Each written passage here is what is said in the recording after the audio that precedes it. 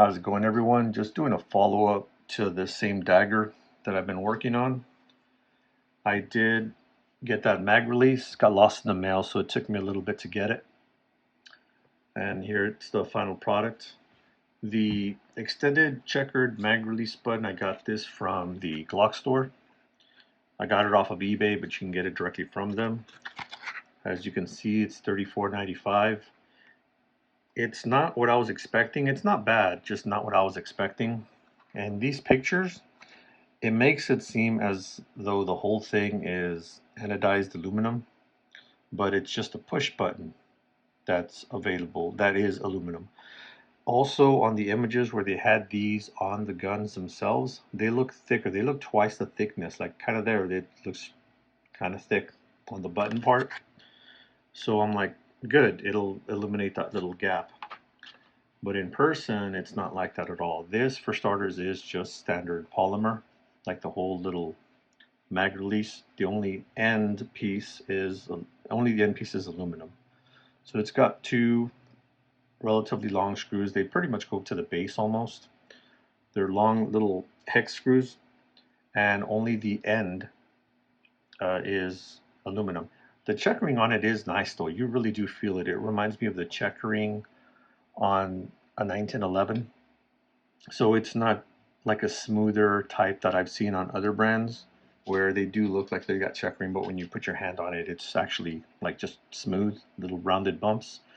This, it grips, like I'd feel it grip on my skin like right away, but not overly aggressive. And as you can tell, it's not very thick at all. It does leave that gap. I prefer to not have that gap. I really thought it was going to be just thicker to the point that it was kind of close to the frame, but I guess you really can't with this style because it is a Gen 3. Only this part goes in. So if this was thicker, it would just hit. And at that point, you might not get that release if it's at the verge of just hitting your frame, because every frame is just a little bit different. Because it's not just for daggers, it's for Gen 3s, it's for any other essential clone of the Glock Gen 3 version. On the Gen 4s, both sides have this like wider opening where you probably could get away with that because the whole thing would just sink in. But in this one, again, it's only the thinner part that goes in. Having it thicker would obviously just hit. But again, I still thought it'd be thicker than this. But it doesn't make a negative impact on the gun. When I grab it now, got this clear. When I grab it, right hand again never has been an issue. But left hand, now that I grab it, because it sits up higher, this corner isn't digging on the bottom of my finger, which is the whole reason I get extended mag releases as a lefty. So it doesn't bother me anymore. And I'm not putting any pressure. Any pressure I do feel is down here, which is not going to engage the mag release, and it's also not going to hurt me because it's not a corner. So it fits perfect. And when it comes to mag releases, if you are right-handed person, this is actually one that works. A lot of mag releases, I think, are still difficult to get to. They're just, I don't know, I feel like I have to press more from the front, like with a backward angle, because essentially you're really pressing on that end, which still requires your finger to be like up here. On this one, it's not like that at all. Because of the texturing to assist, you can just press that and it comes right out. You don't have to adjust your grip. That's the purpose of all of them, but they don't all exactly work. So on this one, it actually does. So you can just be holding it like this without releasing your grip. That's like my actual grip on the gun, and I can just press it, and that's it. That's mag comes right out.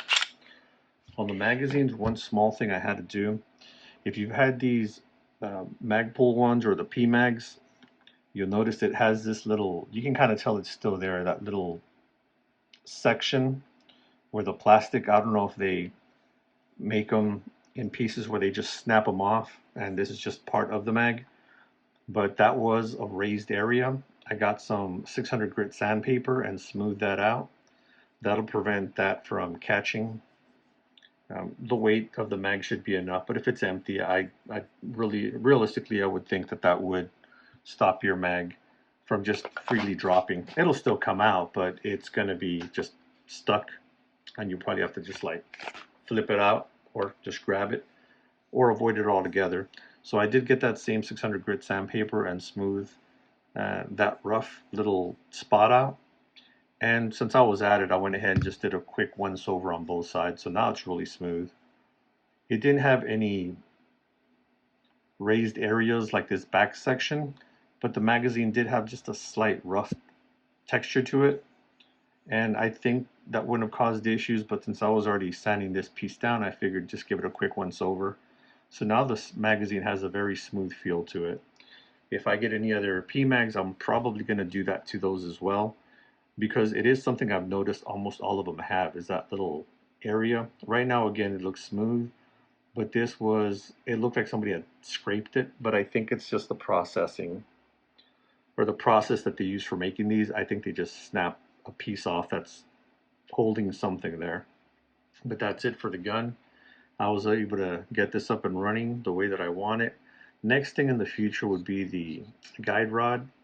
Again, not in a hurry for that. I'll probably get one that's identical with the black front, not going with chrome or anything. I like the look of the gun, so I want to keep that. I just want to lower the recoil spring to about 15. I think should be good for what I want.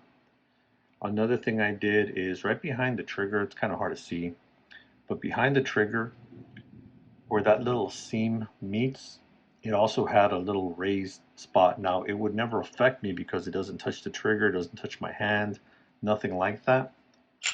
But just knowing that it had that little raised rough area was enough to go ahead and get me to get a little bit of sandpaper and smooth that out. So now you can't see it. It's just behind the trigger, and it's obviously I did that little mark right there. I could remove that by going over it again and just putting a little oil on it, which I'll probably do later. But the actual frame of the gun, you can tell it's just smooth in the back there. So it might be something that you want to do to yours if you ever remove the trigger. That would have been the best time, but I don't think I'm going to remove the trigger on this. I might change the springs, but I kind of like this trigger shoe. It's grown on me. Unless I find something very cheap, I'll probably keep that. But if you change out your trigger, you can take the opportunity to smooth out a little piece of plastic on the back there of your gun, of your Dagger, if it has that. Most of them do, from what I've seen. Again, if not, leave it alone. It doesn't affect anything. It's just I don't like the way it looks. What I do like is the way this came out. All I've done really is the mag release button and this inexpensive 3D printed mag well. I did polish up the trigger, but I didn't change anything out on it. Possibly in the future, but for now I'm going to go ahead and take this out and see how it works.